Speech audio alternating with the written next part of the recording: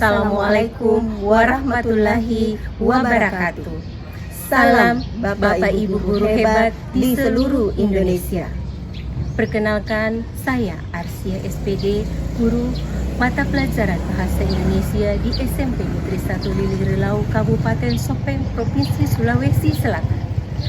Kali ini saya didampingi oleh rekan guru mata pelajaran IPA. Kami akan membuat video pembelajaran yang berinovasi untuk menciptakan pembelajaran yang menarik pada seluruh peserta didik.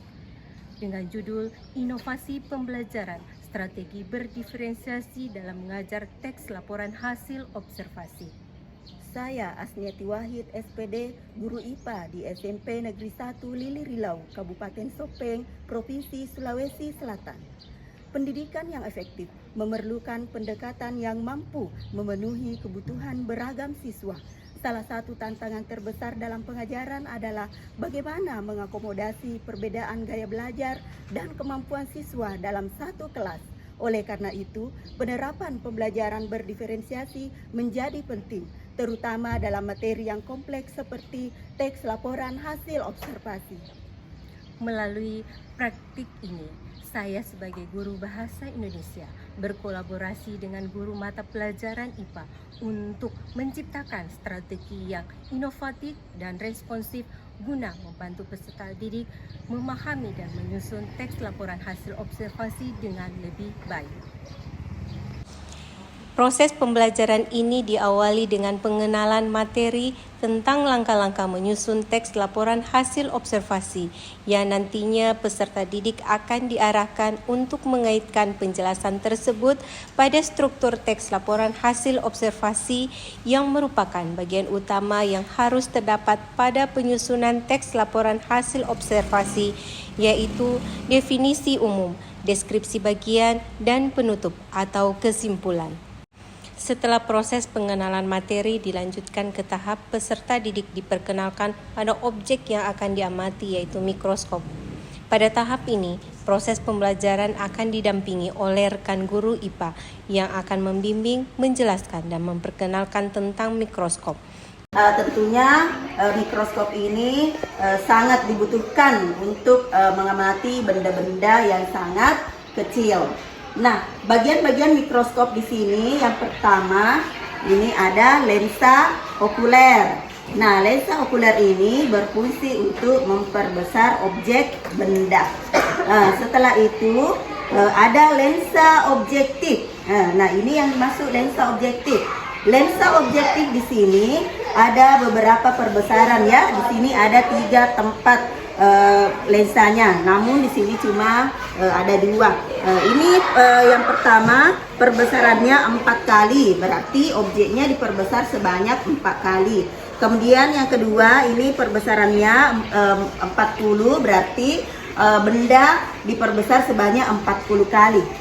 Setelah itu ada makrometer. Ya, makrometer ini untuk menaik turunkan tubus.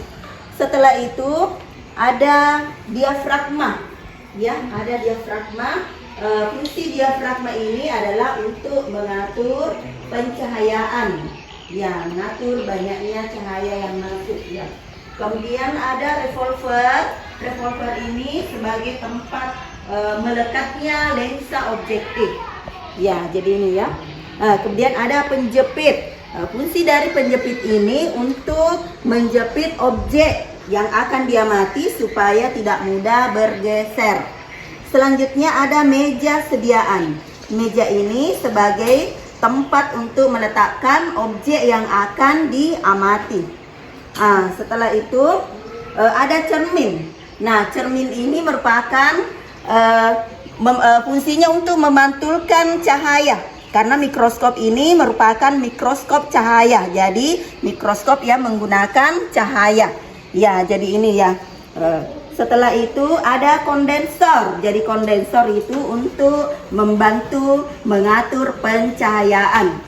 Dari hasil pengenalan dan pengamatan tersebut, langkah terakhir yang dilakukan adalah menugaskan kepada setiap kelompok yang telah dibagi untuk menyusun atau membuat teks laporan hasil observasi berdasarkan hasil pengamatan Selanjutnya, peserta didik dalam kegiatan pembelajaran ini akan dibagi ke dalam 4 kelompok, melakukan pengamatan terhadap objek yang sama pada semua kelompok. Tujuan lain dari model pembelajaran ini adalah bagaimana mengenalkan kepada peserta didik untuk dapat bekerja sama dalam menyelesaikan tugas yang diberikan dan saling bertukar pikiran bersama dengan teman kelompok masing-masing. Pelaksanaan praktik baik, guru IPA membimbing peserta didik dalam kelompoknya untuk melakukan pengamatan secara langsung terhadap objek yang akan diamati. Hal ini sesuai dengan tujuan pembelajaran yang diajarkan, yaitu peserta didik membuat teks laporan hasil observasi. Teks laporan hasil observasi dapat disusun setelah melalui proses observasi atau pengamatan terhadap objek yang diamati, yang kemudian dari hasil pengamatan tersebut, peserta didik mampu menuangkan hasil observasinya dalam bentuk tulisan, yaitu teks laporan hasil observasi. Dengan melakukan pengamatan langsung, selain peserta didik memperoleh pengalaman baru dari proses pembelajarannya, mereka juga dapat dengan sendirinya mampu menggali keterampilan menyimak dan menulis. Kelebihan proses pembelajaran ini, peserta didik dapat melihat hubungan antar konsep yang mereka pelajari di IPA dan bagaimana cara menyampaikan secara efektif dalam bahasa Indonesia yang dapat memberikan pemahaman yang holistik. Sebagai motivasi lebih lanjut, peserta didik diberikan apresiasi kepada mereka yang mampu mempresentasikan hasil diskusi kelompoknya. Demikianlah video praktik baik kali ini. Melalui praktik baik ini, kami berhasil menerapkan pembelajaran berdiferensiasi dalam mengajar teks laporan hasil observasi. Hasilnya, siswa menunjukkan peningkatan pemahaman yang signifikan dan lebih percaya diri dalam menyampaikan hasil observasi mereka.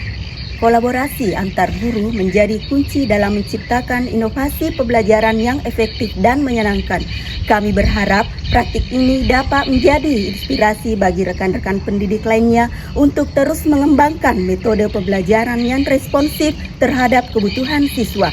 Dengan pendekatan yang tepat, setiap siswa dapat mencapai potensi terbaik mereka dalam belajar. Sekian dan terima kasih. Wassalamualaikum warahmatullahi wabarakatuh.